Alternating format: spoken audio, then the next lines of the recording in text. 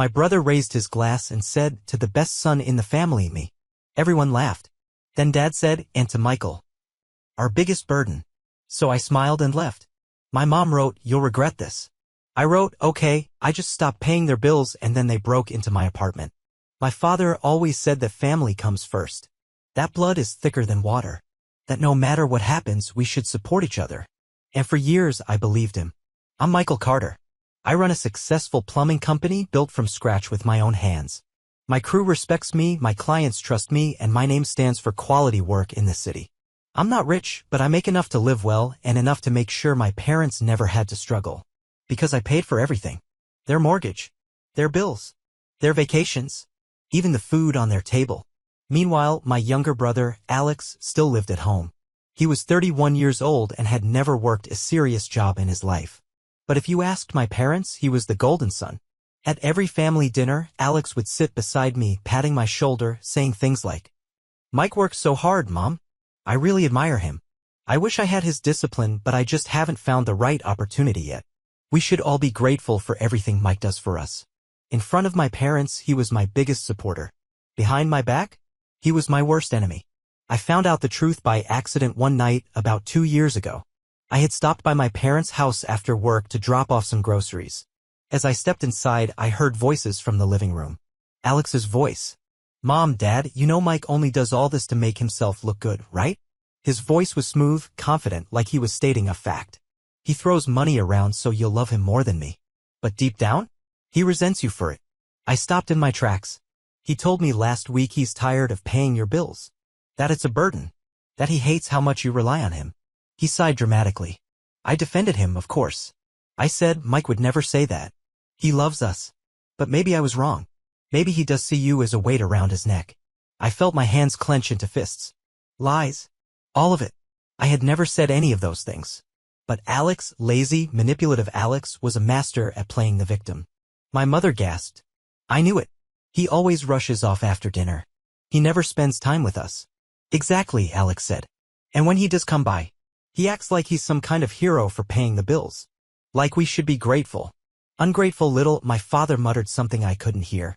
I stepped forward, ready to march into the room and expose Alex for the snake he was. But then I stopped myself. Because I realized something. If I walked in now, they wouldn't believe me.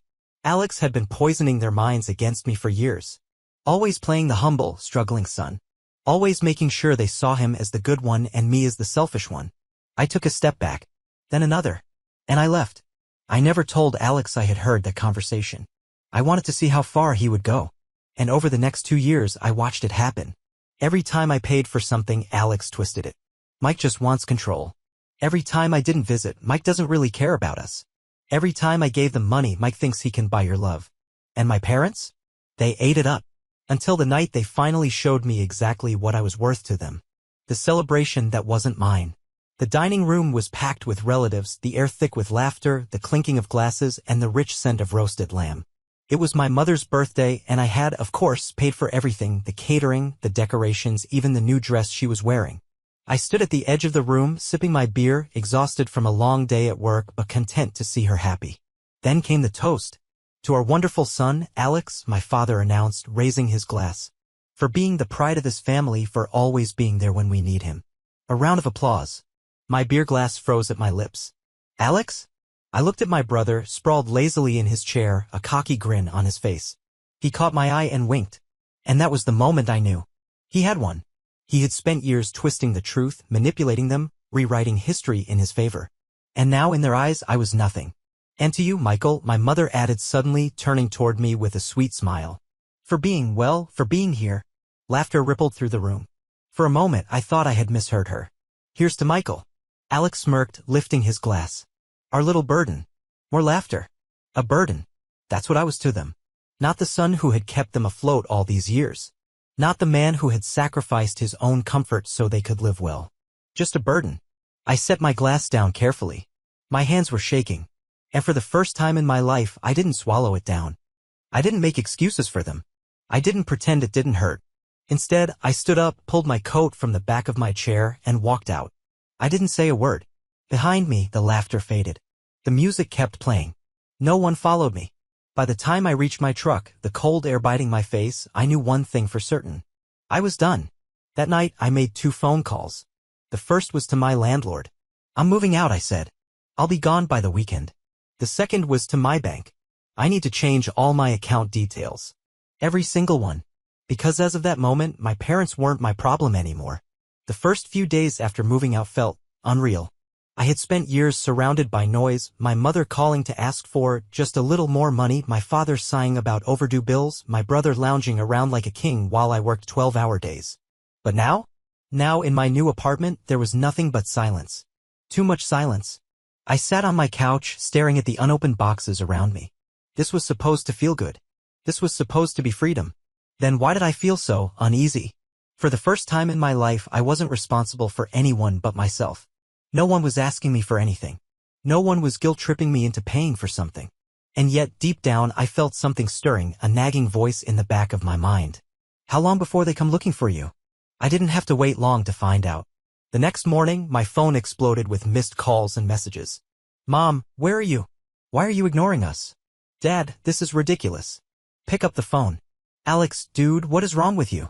I ignored them all. Then, in the afternoon, a different kind of message arrived. Bank notification, unusual login attempt detected. I frowned. A moment later, another message appeared. "Your password has been changed successfully." What? A cold chill ran down my spine. I immediately called the bank, my heart pounding. "Sir, did you authorize a login from a new device today?" the bank representative asked. "No." "And you didn't request a password reset?" "Absolutely not." A long pause. Then, "Sir, someone attempted to access your account from an unfamiliar location. We've locked your online banking for now. You'll need to visit a branch to reset everything." I closed my eyes and exhaled slowly. I knew exactly who was behind this. Alex. It wasn't enough for him that I had been paying for everything our whole lives. Now that I had finally cut them off, he was trying to take what wasn't his. But what truly shocked me wasn't the fact that he had done this. It was the fact that he actually thought he'd get away with it. That evening, I drove to my parents' house, a storm of emotions raging inside me. Anger, disbelief, and something else I didn't want to admit. Hurt. Because deep down, I still held onto the ridiculous hope that maybe, just maybe, my parents would finally see Alex for what he was. That they would finally open their eyes and realize that he had been manipulating them for years. That they would defend me, the son who had been taking care of them all this time. I should have known better. As I stepped inside, there was Alex, lounging on the couch, scrolling through his phone like nothing had happened. He looked up, smirking. "Hey, man. Thought you were dead." I didn't answer. I just tossed my phone onto the coffee table, the fraud alert message still glowing on the screen. Alex's smirk twitched. "Oh," he said. "That?"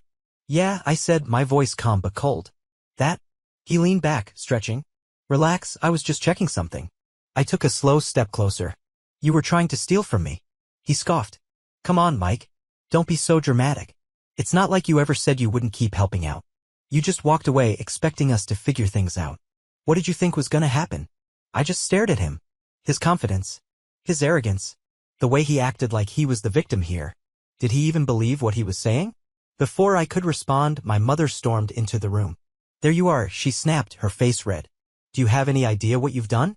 I turned toward her, but she was already charging ahead. "Your father's blood pressure has been through the roof. I had to cancel my hair appointment because I was so stressed. And Alex," she gestured dramatically at my brother, "has been trying to keep everything together while you've been off sulking." I blinked. Trying to keep everything together? Does she even hear herself? Trying to keep everything together? I repeated, my voice quiet. "By hacking into my bank account?" She waved a hand dismissively. "Oh, don't be ridiculous. Alex was just trying to see if you were still part of this family." I stared at her, feeling my stomach drop. They knew. They knew what Alex had done. And they didn't care. I looked between them, trying to make sense of it. How? How can they not see through him? How can they not see what he's doing? How can they be so blind? I had spent my whole life believing that if I just worked harder, if I just gave more, if I just proved myself enough, they would finally see the truth. But now? Now I understood something that should have been obvious years ago. They weren't blind. They just chose to believe Alex over me. No matter what I did. No matter how much I sacrificed. No matter how much I gave. Alex could do no wrong in their eyes. And me? I was nothing more than a tool to them. A resource. A bank account. A burden. That was the moment something inside me snapped. The final goodbye. I turned toward the door. Where do you think you're going? My mother demanded. I didn't look back. You don't get to just walk away, she yelled. We're your family. I stopped.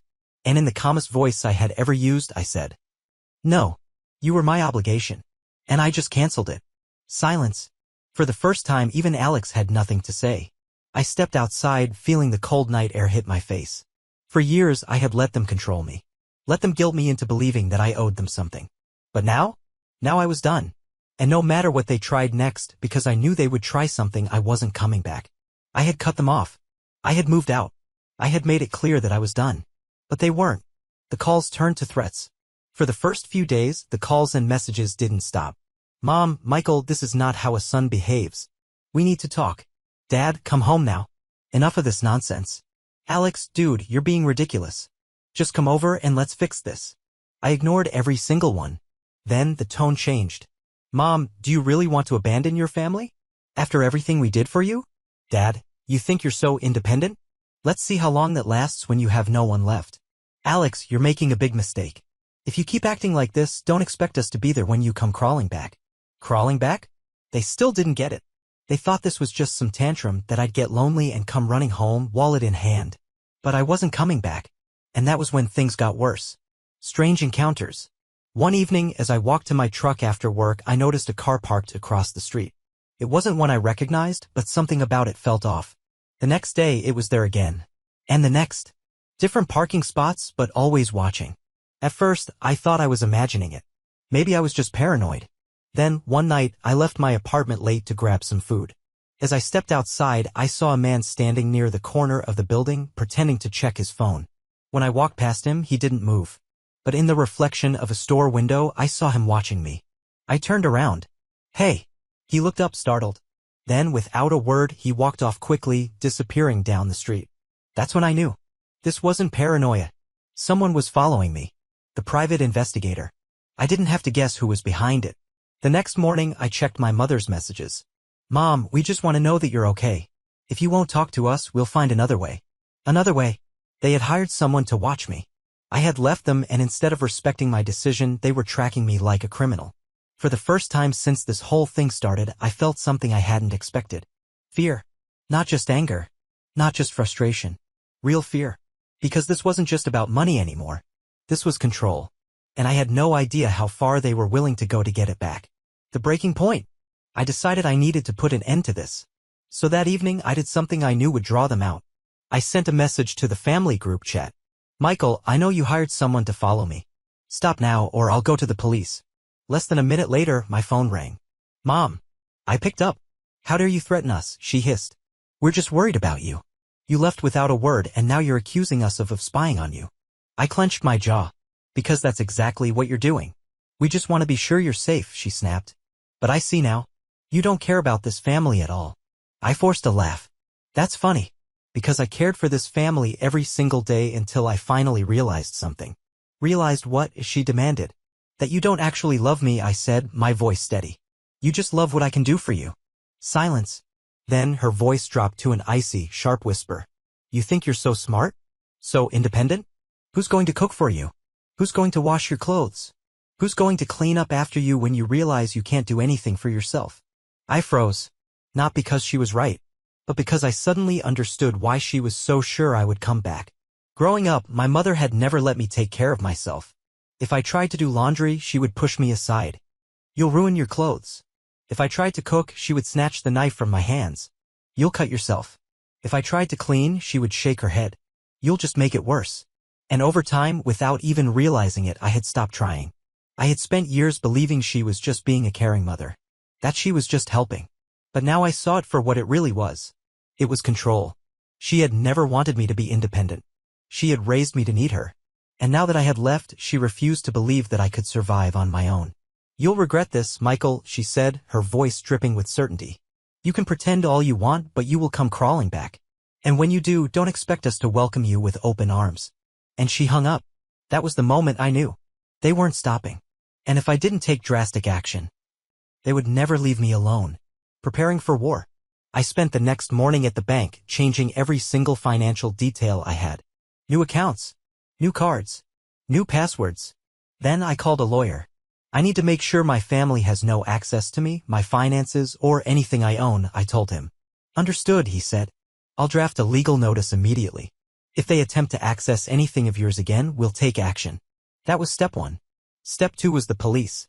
I walked into the station, took a deep breath, and said, I need to file a harassment report. Because I wasn't running. I wasn't hiding. I was fighting back. And I wasn't going to lose. I had taken every precaution. New bank accounts. A legal warning from my lawyer. A harassment report filed with the police. I thought that would be enough. I was wrong. Crossing the line. For a few days, things were quiet. Too quiet. The calls stopped. The texts stopped. Even the strange car that had been following me was gone. For the first time in weeks, I let myself breathe. Maybe, just maybe, they had finally given up. Then, one evening, I came home from work and immediately knew something was wrong. My apartment door was slightly open. My stomach twisted. I had locked it that morning. I was sure of it. I stepped inside cautiously, my muscles tense. And then I saw them. The invasion. Sitting on my couch as if they owned the place were my mother, my father, and Alex. My mother was flipping through my mail. My father was inspecting the apartment, shaking his head in disapproval. Alex was stretched out comfortably, looking completely at home. Finally, my mother sighed, tossing an envelope onto the coffee table. Do you know how long we had to wait? I could barely breathe. You broke into my apartment? I asked, my voice low, dangerous. My father scoffed. Broke in? Don't be ridiculous. Your mother still has a spare key from when she helped you move in. Honestly, Michael, you should be thanking us. This place is a mess. Look at this, he gestured toward my kitchen. Dirty dishes everywhere. Clothes on the chair. Is this really how you want to live? I couldn't even register his words. My mother smiled as if this was normal. I knew you'd need us, she said. You're not ready to live on your own. You think you can just cut off your family and suddenly be independent? Who's going to take care of you? I took a deep breath, forcing myself to stay calm. You need to leave. Alex laughed. Relax, man. We just came to talk. I turned to him, and something in my stare must have made him uneasy because his smirk faded. I'm calling the police, I said. My mother's eyes widened. Michael, don't be dramatic. I pulled out my phone. My father stood up sharply. Enough of this nonsense. You've made your point. Now it's time to come home. I stared at him. Home. You've had your little rebellion, he said, his voice firm. Now it's time to grow up. You're coming back with us and this foolishness ends now. I almost laughed. They really thought they could force me back? I held up my phone. You have exactly 10 seconds to leave before I call the cops. Silence. Then my mother's face twisted in anger. You're going to call the police on your own family, she hissed. You stopped being my family the moment you broke into my home, I said coldly. She stood up, shaking with rage. After everything we've done for you? You ungrateful, selfish child. Done for me? I let out a bitter laugh. You mean raising me to serve this family? You mean using me as a bank? You mean never seeing me as anything other than a tool? Her face flushed. We sacrificed for you. We gave you a home. A family. You gave me a prison, I said. She took a step closer, her voice sharp as a blade. And what happens when you fail, Michael? Because you will fail. You don't know how to live without us. You're going to crawl back one day, begging for help, and when that day comes. I hit dial. The moment she heard the ringing, her face paled. You're really doing this, Alex muttered, standing up. For the first time, he actually looked nervous. My father's jaw clenched. Enough, he muttered, grabbing my mother's arm. Let's go. But she wasn't done. You think you've won? She spat. You think you can just erase us from your life? I met her gaze. Watch me. And with that they left. The aftermath. The police arrived 20 minutes later. I told them everything. The stalking. The break-in. The threats. They took my statement, checked my locks, and warned me to stay alert. Do you want to press charges? The officer asked. I hesitated. Part of me wanted to. But another part of me just wanted them gone. For now, just a restraining order, I said. Because this wasn't about revenge. This was about finally ending it. And as I locked my door that night, truly alone for the first time, I felt something I had never felt before. Peace. It had been 6 months since that night. 6 months since I called the police. Since I changed my locks, my phone number, my life. 6 months since I had any contact with my family. And for the first time in years, I felt like I could finally breathe. Freedom tastes like coffee and silence. I sat in my office, sipping my morning coffee as I went through the day's schedule. My plumbing business was thriving, more clients, bigger contracts, and for the first time, I was thinking about expanding. My team respected me. My clients valued my work. And the best part? Every single dollar I made was mine. No unexpected bills from my parents. No demands for help. No texts from Alex pretending he needed money for something important. Just peace. It was almost strange living without that constant weight on my shoulders. Almost, because I had never felt lighter. Meanwhile, back at the house, I hadn't reached out to them. I hadn't asked about them. But I still heard things. Alex had finally been forced to get a job when the bills started piling up. Apparently, it lasted 2 weeks before he quit, complaining that work just wasn't for him. My parents had to downsize after falling behind on mortgage payments. Without my financial help, their comfortable life wasn't so comfortable anymore. They tried to borrow money from relatives, but I wasn't the only one who had caught on to their ways. In short, they were struggling, and part of me wanted to feel sorry for them. But I didn't, because they had done this to themselves. The last attempt. It was a Sunday afternoon when my phone buzzed with an unknown number. I almost ignored it, but something told me to pick up. I pressed the answer button, and the voice that greeted me sent an old, familiar chill down my spine. "Michael, honey, it's your mother." I exhaled slowly, leaning back in my chair. I knew this moment would come eventually. "I was just thinking about you," she continued, her voice unusually soft. "It's been so long. Don't you think it's time we put this all behind us?" I let the silence stretch. Then she sighed dramatically. "Listen, your father and we've had a rough time. We just want to see you, that's all. Can't we just have dinner together? As a family." I almost laughed. As a family? The same family that had treated me like an ATM? That had broken into my home? That had stalked me, threatened me, tried to make me feel small? And now that they were struggling, now they wanted to talk? I kept my voice calm. "I hope you're doing well, Mom." She jumped at the kindness. "Oh, sweetheart, I knew you'd come around. But we have nothing to talk about." Silence. Then her voice hardened. "Michael, don't be like this. We're still your parents. We raised you. We took care of you." I nodded, even though she couldn't see me. "And I paid you back for that 1,000 times over." "That's not the point," she snapped. "You're acting like you don't even care about us anymore." I sighed. "I don't think you understand, Mom. You didn't lose me 6 months ago. You lost me years ago." More silence. Then her voice turned ice cold. "Fine. But don't expect us to be there when you need us." I smiled. "I haven't needed you for a long time." And with that, I ended the call. The final goodbye. I sat there for a moment, staring at my phone. Waiting. Waiting for the guilt, the sadness, the pain. But it never came. Because I finally understood. Family isn't about blood. It's about respect. And if anyone only values you for what you can do for them, they're not family. They're just people who used to know you. I stood up, stretched, and grabbed my keys. I had a business to run, a life to enjoy, and a future that belonged only to me. And this time I was never looking back.